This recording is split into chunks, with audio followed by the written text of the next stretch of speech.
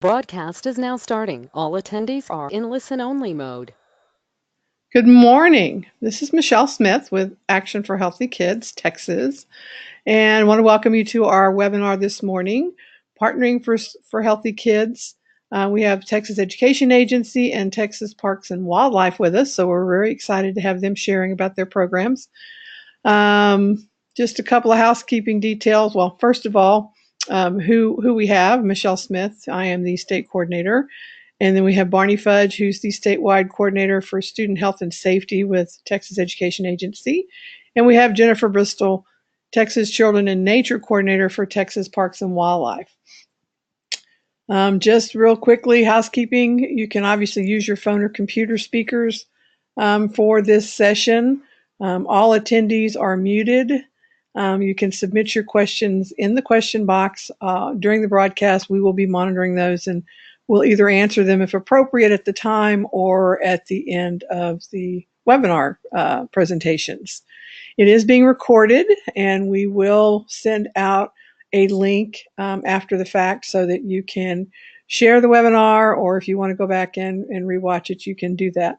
We will also send the slides as well in a PDF format, so you'll have those. We are not doing CEU certificates on this webinar, so you can disregard that note. So I am going to turn this over to Barney Fudge, and he is going to share some information on what's going on with TEA. Barney, you will need to make your screen live whenever you are ready. So that means click on show my screen? Yep, that's it. Alrighty, good morning, ladies and gentlemen. My name is Barney Fudge. I'm the statewide coordinator for student health and safety at the Texas Education Agency. And I've been asked today to share some information with you about our the Texas Essential Knowledge and Skills, or TEKS, review and revision process. That review for health and physical education is coming up at some point this spring semester. And so I'm going to kind of give a high level overview of where information can be located and kind of talk about the process within itself for a little bit. So for starters, to get to the TEKS review and revision webpage off the main TEA webpage, you would hover your cursor over academics, and then under the curriculum standards section, you would go down and click on Texas Essential Knowledge and Skills Review and Revision. And once you get there, this is the main landing page for anything pertaining to the TEKS review and revision. Under the TEKS review subheading, kind of gives you some background information about the TEKS review itself. And then under resources, you have two documents. We're going to start with the second document first. So when you're on the page, you click on the instructional materials the TEKS instructional materials working document, and that pulls up a PDF. And what this does is it gives you kind of the process at a high level on when it's going to begin, when TEKS will be reviewed, when they will be adopted, when instructional materials will be adopted, and then when everything is implemented. So if you see over here, health and PE is listed in the turquoise light blue color. And so the review process is going to begin at some point this spring semester. So in spring of 2019, at some point the process will begin, and that will begin with an application being posted for folks to fill out that information and then submit it in to be selected to be a member of a TEKS review committee. And I don't know like how we're going to set this up just yet, but I would assume it would be separate for health, separate for PE. So there'll be an application process, and I'll talk more about that in a minute. But then you can see in 1920, the TEKS would be adopted, and then we would have the instructional materials review. And then in 2020-21, the instructional materials would be adopted. And then for academic year 2021-2022 is when everything, the revised TEKS and the adopted instructional materials would be implemented. So that's the timeline as it is now. Of course, this is a working timeline, and depending on processes and how long things take, this could possibly change, throughout the review process, because nothing's actually set in stone. So, but as for now, that's what that time frame kind of looks like. And then the document above, the TEKS review process, this is the newly adopted process from our State Board of Education that was adopted in 2017. And this is a very detailed look at the process, and it's a lot of information to try to chunk out in a webinar, but you can look at this document on your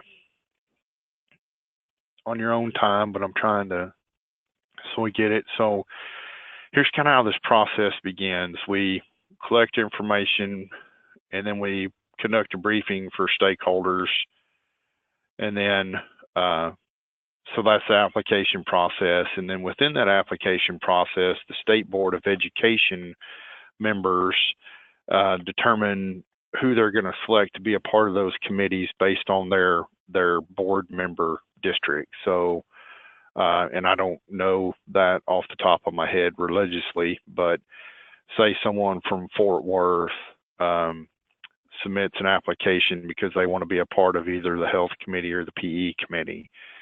Well, then at that point, they submit it, we process it to make sure all the necessary information has been included, and then that will go to that State Board of Education member who represents that area that Fort Worth ISD is located in. And then the board members actually select the members to be a part of that process.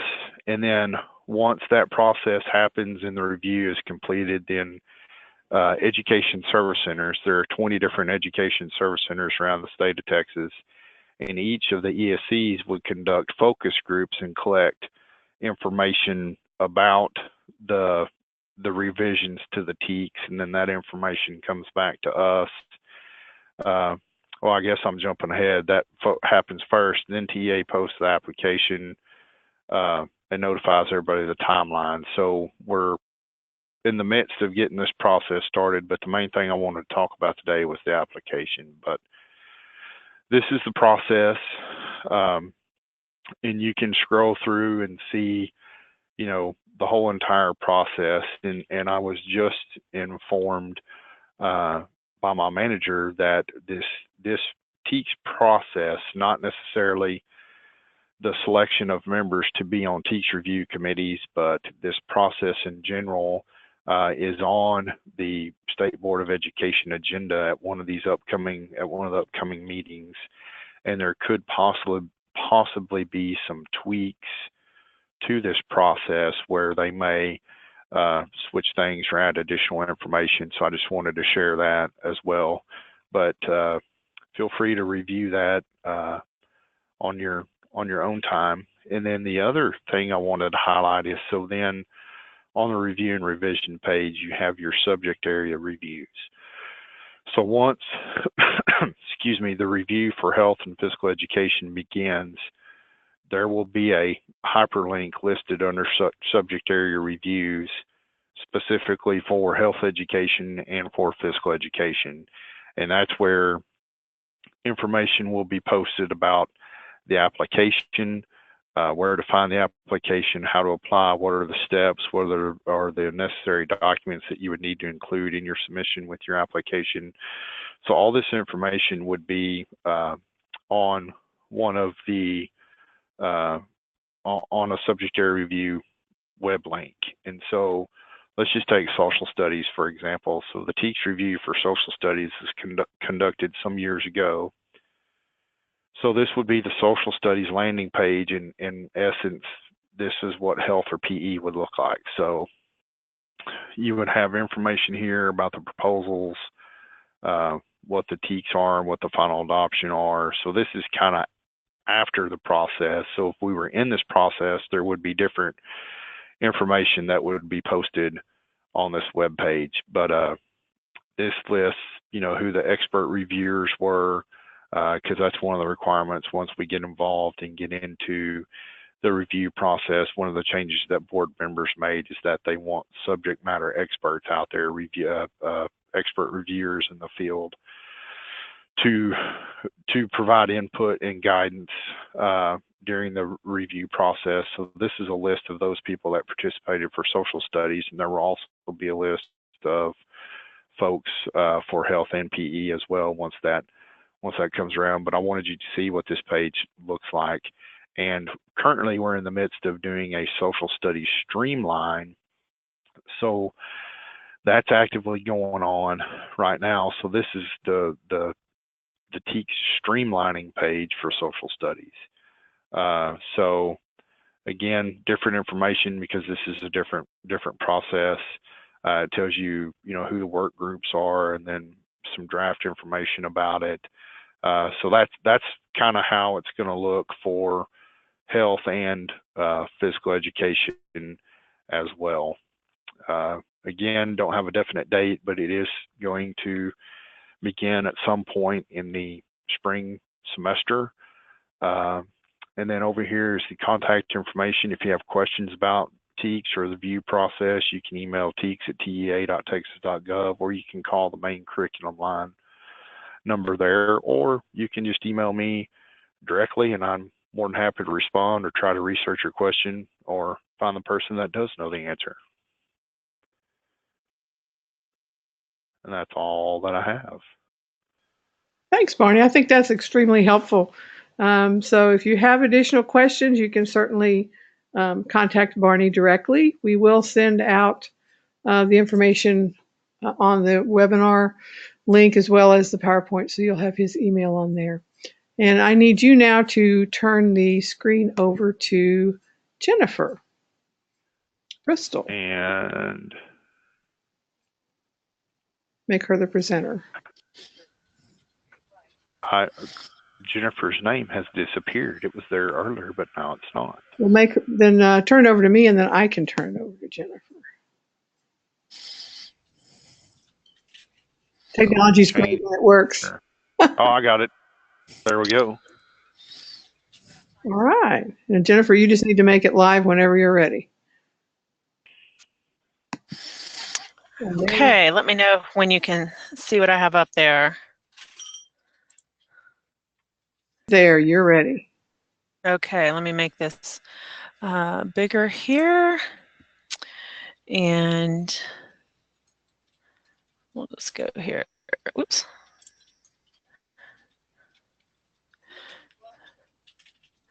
We can just go from here. All right. Well, thanks, Michelle, for having us today. And Barney, are you going to be down at the Tayford Summit? I guess is it the end of the month? Yes, ma'am. So I'm very excited to say that Richard Louv, who helped begin the whole Children in Nature movement, will be the keynote speaker this year. And so I'm really excited about him participating and getting involved with that group, because there's such a wonderful tie-in between physical activity and the outdoors. And our research really paints a picture that that the active nature play is really where children's health it has the most benefit overall. So I'm very excited that he will be down there. Well, let's talk about activating. Your slide presentation is not on full screen. Oh, is it? You need to do your slideshow up the top. Oops.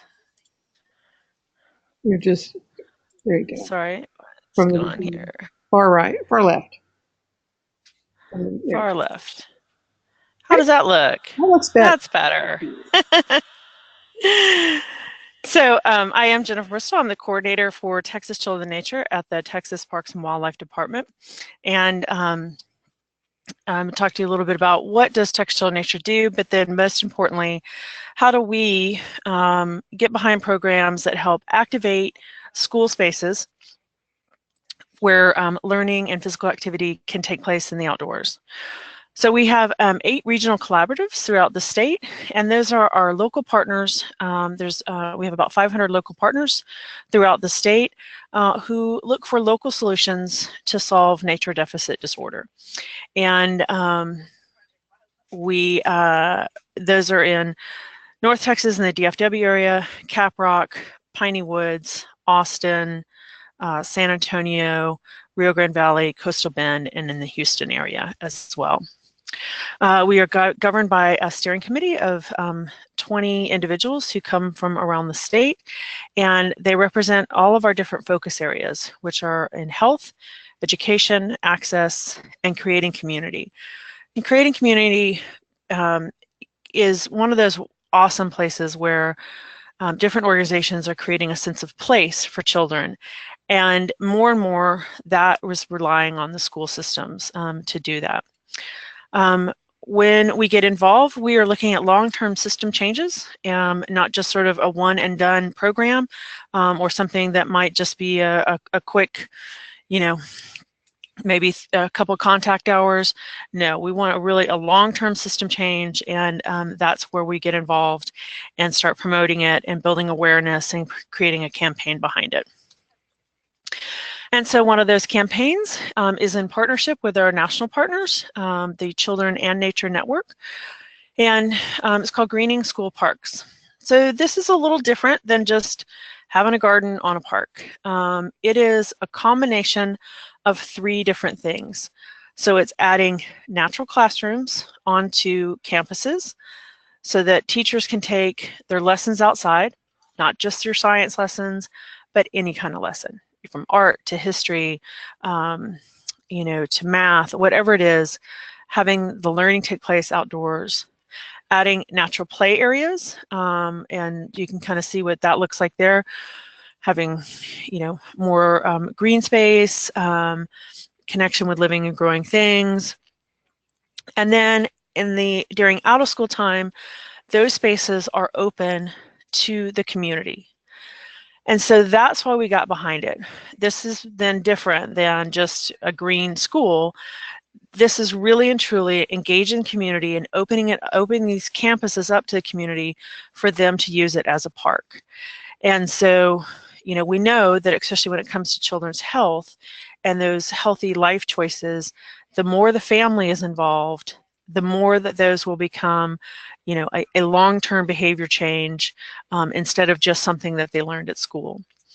So when they came up with that concept, we really got behind it and said, yeah, let's figure out how to replicate this throughout the state. Right now we have Austin as our pilot project, and we'll be duplicating them in Houston and in San Antonio as they kind of come online and are ready to do that.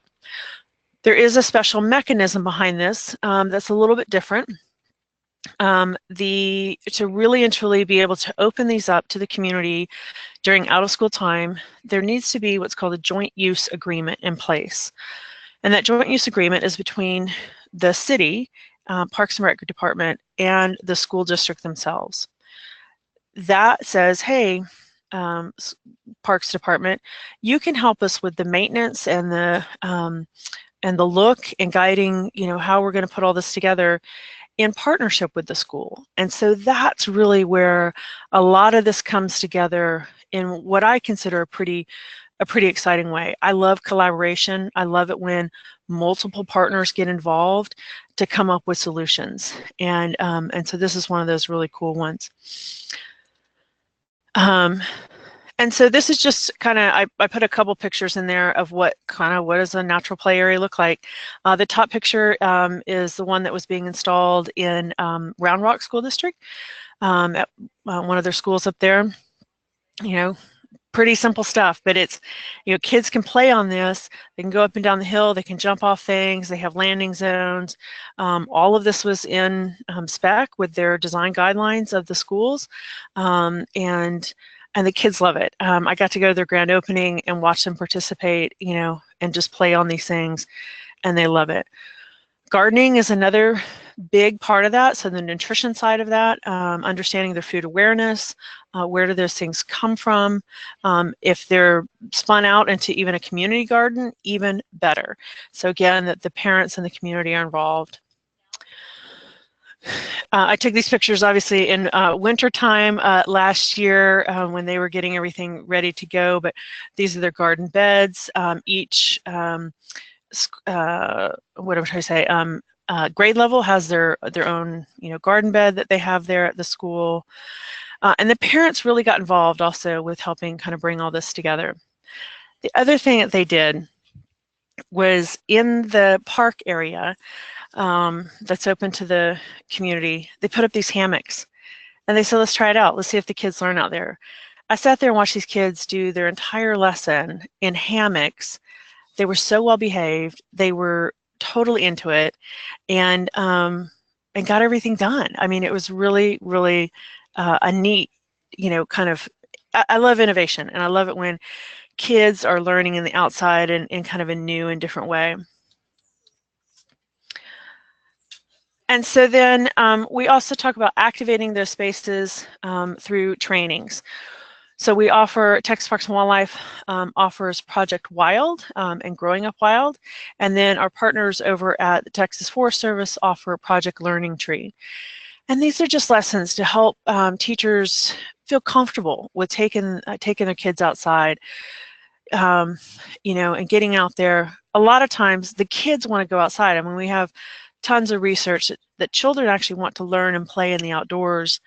It's a lot of times the teachers that need to get there and figure out their timing and their pacing, those transition times, so they can meet all those standards, the TEKS standards, so that they can make sure that the kids are learning all the lessons that they need to.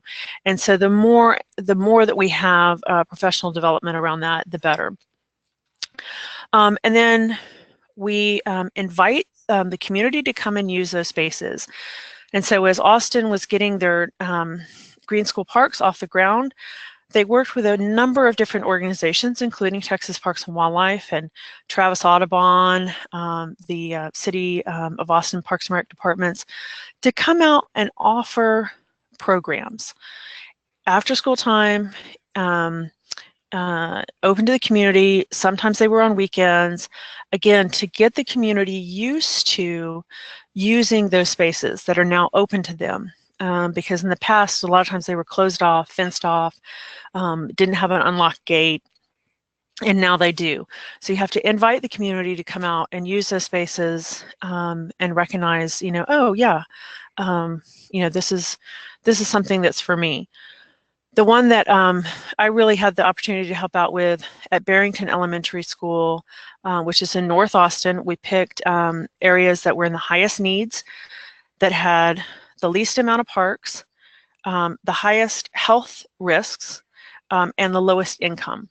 And so we overlaid all those different things on a bunch of different maps, got the data, and said, okay, these are the neighborhoods that we need to really focus on, and do they also have a joint use agreement? Thankfully, all those things lined up, and at Barrington Elementary School, they put a looping pathway in that is a mile. If you walk the whole thing, it's a mile. I don't live too far from there, and when I go by in the evenings, I see people using that. And so not just the kids at school are benefiting from the health components of that and having a space to be active, but I'm starting to really see the community benefit from that as well. And as I said before, and as y'all know, when the parents are involved and starting to take action for their own health, kids are also more likely to follow in line. And then finally, we invite youth to take ownership of the gardens, the trees, and the classrooms.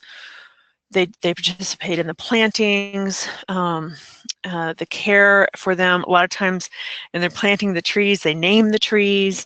They really get involved and they take ownership of that. And then as they get older, and go up to middle school and high school, then they will come back and help out with some of the programming on these schools as well. So one of the things that we came up with at Texas Children and Nature and Texas Parks and Wildlife was to help activate campuses, not just at the ones that we have the green school parks going on, but any campus anywhere, and that's the campus campout. We designed a campus campout guide. The idea behind it is that it should be school-driven, focusing on community engagement and parent engagement with learning and physical activity all tied in there. So we, unfortunately, at Texas Parks and Wildlife, don't have the capacity to come out and lead a bunch of programs at every school that's interested. And so we wrote a very thorough how-to guide to get people involved and think about, you know, what are the different volunteer tasks that they need to have? How do they plan for safety? How do they plan for all the cooking and cleanup? How do they get the community involved? What are some resource opportunities that they might have available to them? And so I think it's about an 18-page document that really walks them through every single step that they need to think about to plan a successful campout. And then it also lists a lot of our partners in there who have gear libraries in certain communities, or even how to start getting their own gear library together. So a couple of school systems said, well, we should probably do that. And so they applied for and got a Texas Parks and Wildlife co-op grant that helped them purchase some of the tents and sleeping bags and things that they needed to get that started.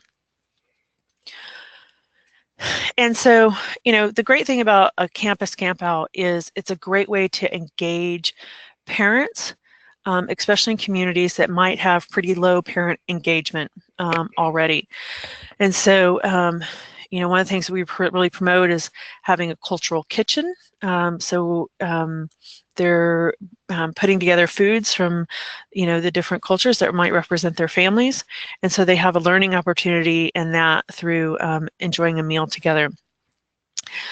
You know, the other cool thing is you don't need a ton of space, you know, to have a camp out. You know, it always seems like whenever I've led one, you might have a giant field, a huge field to put things on, and everybody wants to put their tents right next to each other anyway. So you don't need a huge space to have a successful camp out, but they do need to work hand in hand with the school to make sure that they have access to bathrooms, you know, conveniences like that, and to have a bad weather backup plan. All of these things are meant to help schools understand that learning can take place from sidewalk to sidewalk, using the entire campus as a learning, an outdoor classroom, and not just having lessons take place indoors.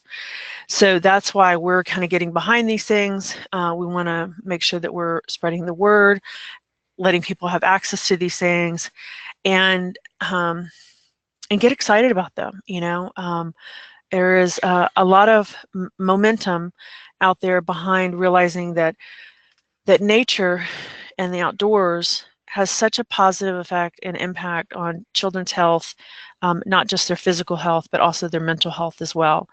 And that's something that I really get excited about. Michelle, how are we doing on time?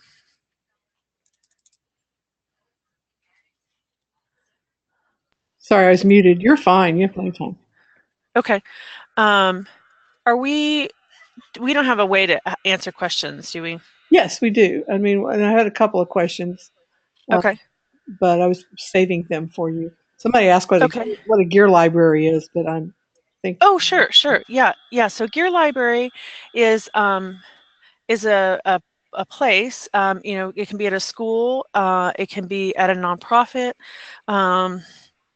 You know, pretty much anywhere where you just start collecting gear, camping equipment. You know, the tents, sleeping pads. You know, any kind of cookout gear, flashlights, sunscreen, all the different things that you need to go camping. And so we call it a gear library, because then the idea is that then you'd also have a way to check that out. So if a elementary school wanted to host a campus campout, but the middle school had the gear library, then they would have a system to be able to check out that gear, host their camp out, and then check it back in good condition. And you mentioned the grants, and where do they go to find out more about your grants where they could purchase the gear? Sure. So Texas Parks and Wildlife has a grant.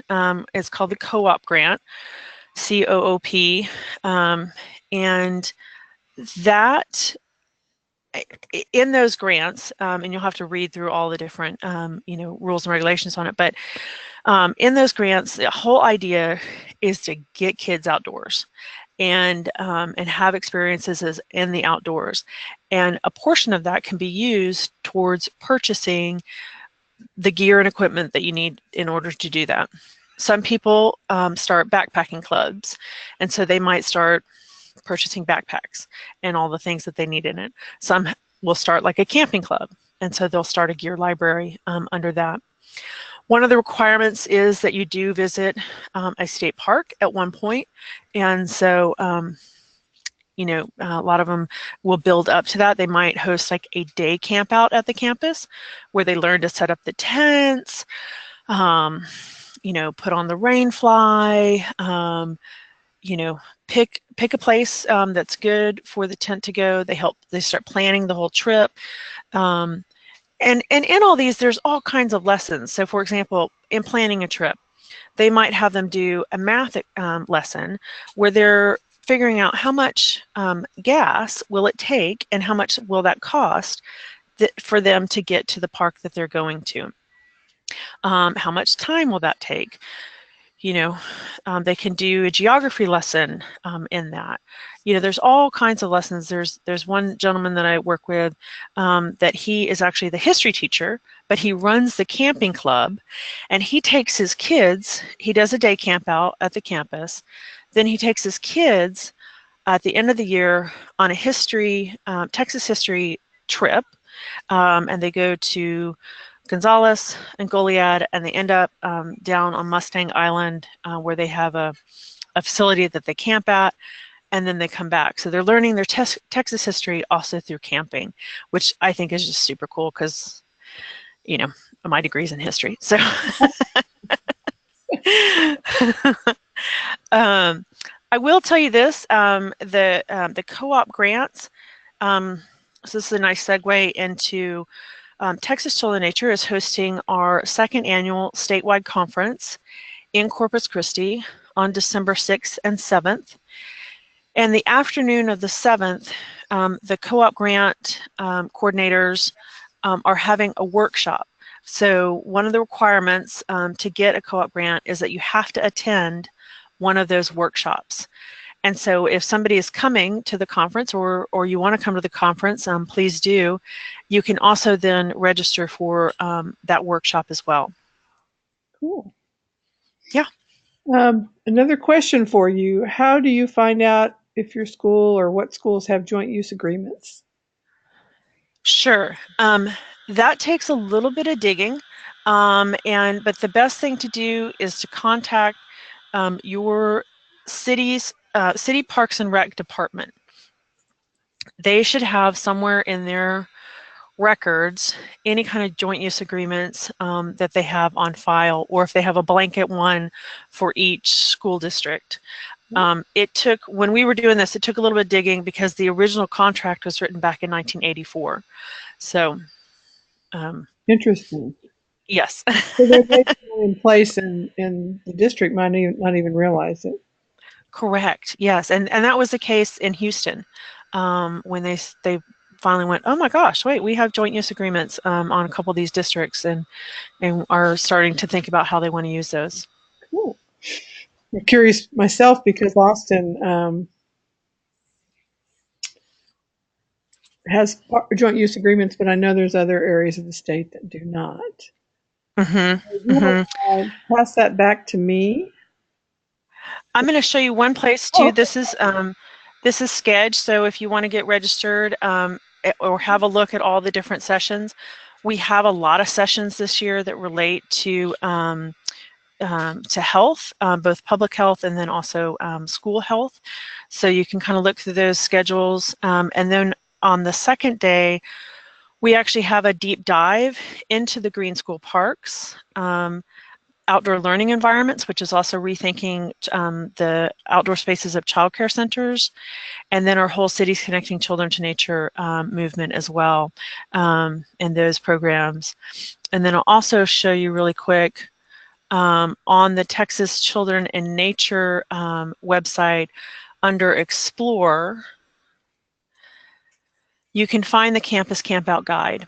And so we also have our outdoor activity of the month, but then there's our Campus Campout Guide that you can download directly right there. Awesome.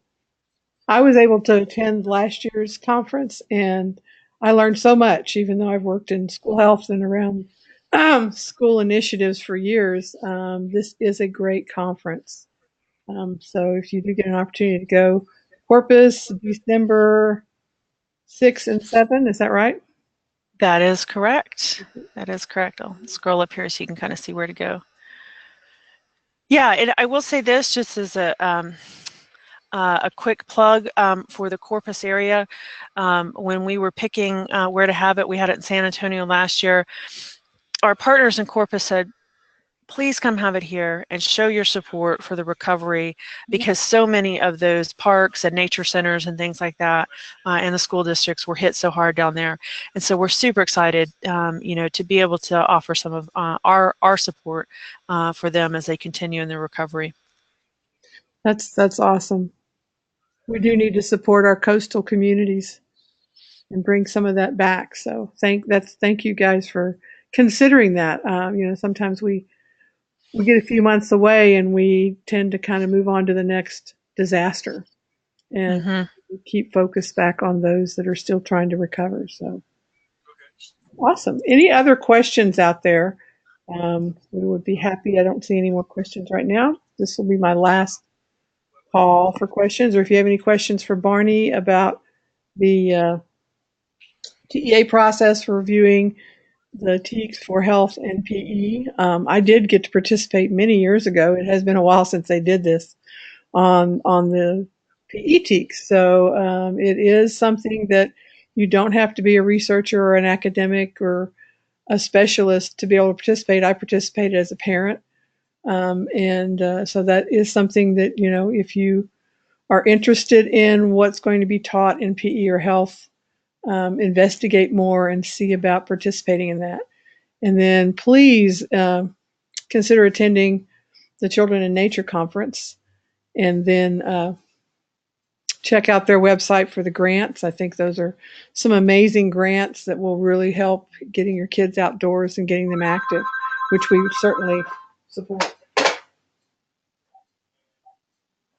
Okay, so toss the screen back to me. I have like one more thing while we're looking to wait and see if anybody else has questions.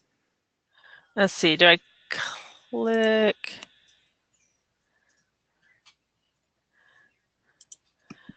You should be able to click on Change Presenter up at the top.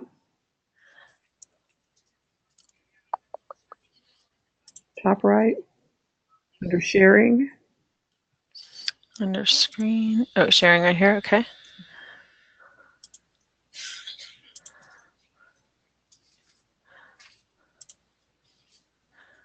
Your team won, got it. That would be me. Okay, is that coming your way? Yeah, it is. Awesome. Okay, I do have another question here. Let's see. Come on, I can't get the question to come up.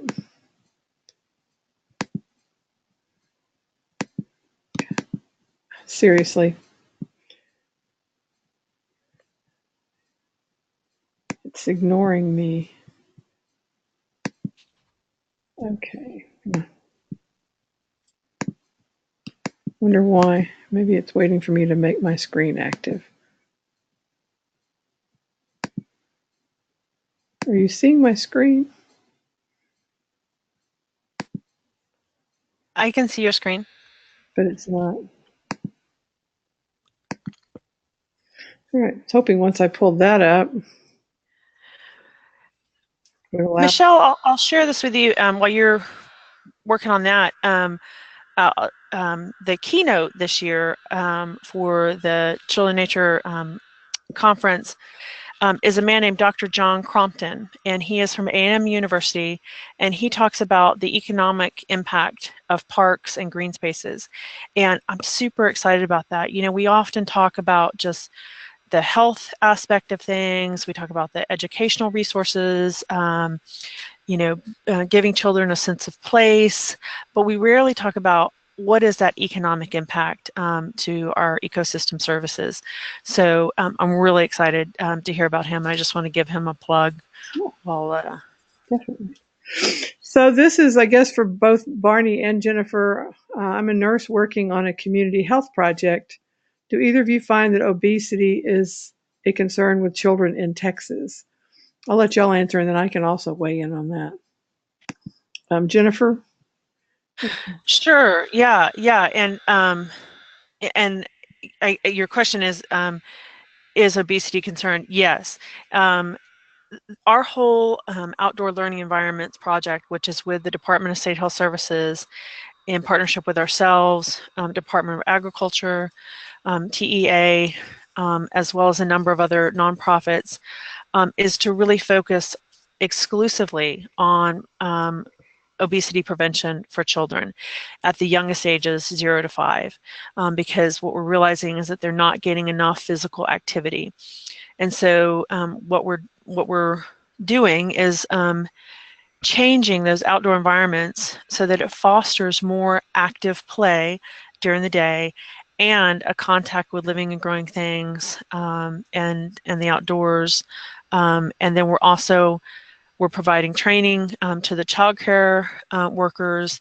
You know, it's kind of a really layered system so that we're helping the child care providers understand why it's so important to let those kids just get outside and play and come up with their own games and oscillate between high and low physical activity that they're making the choices about. So I'm really excited about that, but it is funded through the CDC as one of their obesity prevention programs, and Texas was just chosen again to receive this funding, and only 12 states were able to receive that funding.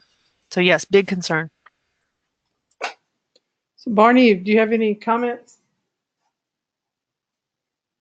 Well, I mean, mine is just kind of a global comment. I mean, yes, obesity is a issue and a concern here in the state of Texas, and it's just not only in the state, but I think it's a concern across the entire nation. And there are things that are in statute that require school districts to do certain things. For example, the moderate to vigorous physical activity requirement for elementary and middle school, as well as physical education being a part of the required curriculum through grades K through 8, and then 1 credit for graduation in high school. So, I mean, there are things, that are legislated that districts are required to do that we provide technical assistance about. But, I mean, I think in general, it's a concern across the nation. I agree, and we have some information. Act for Healthy Kids is part of an organization called the Partnership for a Healthy Texas, which is a coalition that works specifically on legislation around obesity. And our priorities for next session are almost exclusively focused on childhood obesity issues, trying to get PE and health back in, focus on early child care environments. So there is a lot of focus, and the Michael and Susan Dell Center for Healthy Living and the UT Public Health has conducted span surveys across Texas and have data which we'll be sharing to show how the obesity epidemic is impacting our kids in Texas. So it's a focus for everyone, although it did seem like obesity was kind of falling off the radar. I feel like it's coming roaring back because A lot of the things that we put in place have not necessarily been fully implemented. And if they're fully implemented, coordinated school health and PE and all of the things to get kids outdoor, all of these can really make a huge impact, but not without implementation. So we really have to work with our school districts and our school principals to make sure that when there are policies or programs in place that they get implemented and that the kids get recess time and they get to go outdoors.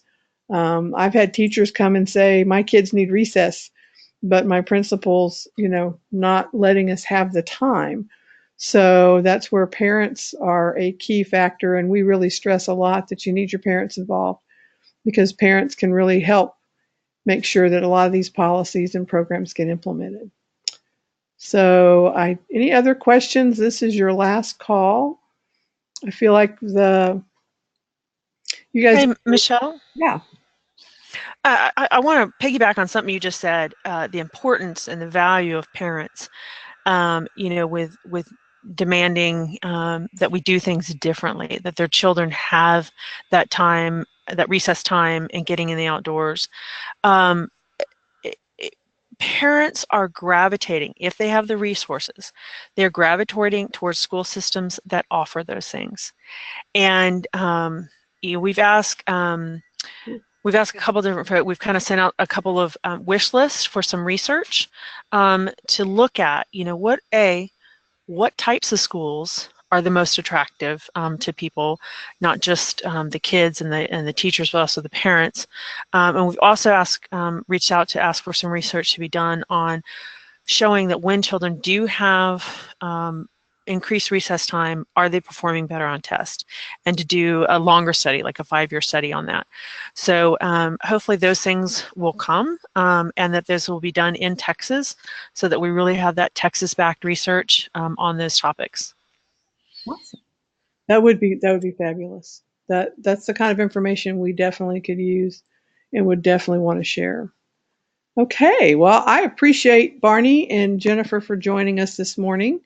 Again, I'm Michelle Smith. I'm the state coordinator. You can always reach out to me if you have questions.